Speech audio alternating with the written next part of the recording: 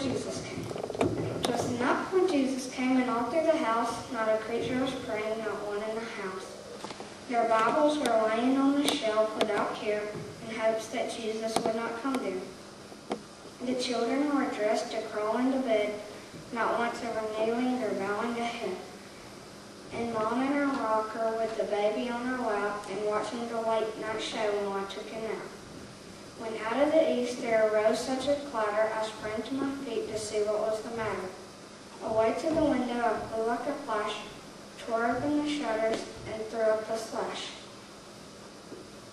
But when what to my wondering eyes should appear but angels proclaiming that Jesus was here. With a light like the sun sending forth a bright ray, I knew in a moment that this must be the day. The light of his face made me cover my head. It was Jesus returning like he said. And though I possessed worldly wisdom and wealth, I cried when I saw him in spite of myself. In the book of life which he held in his hand was written the name of every saved man. He spoke not a word as he searched for my name.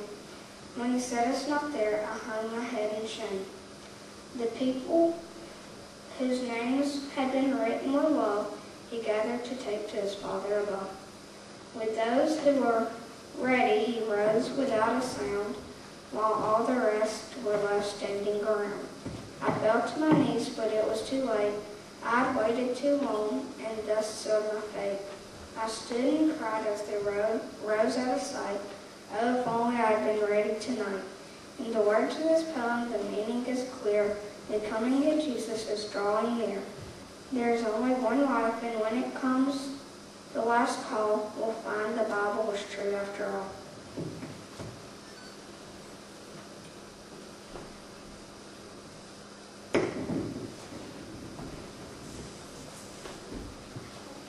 All right, and the last section of our program today is about giving, because we all, as children, we all like to get gifts, but we have found out through the years that giving is the most precious gift that you can do for anyone.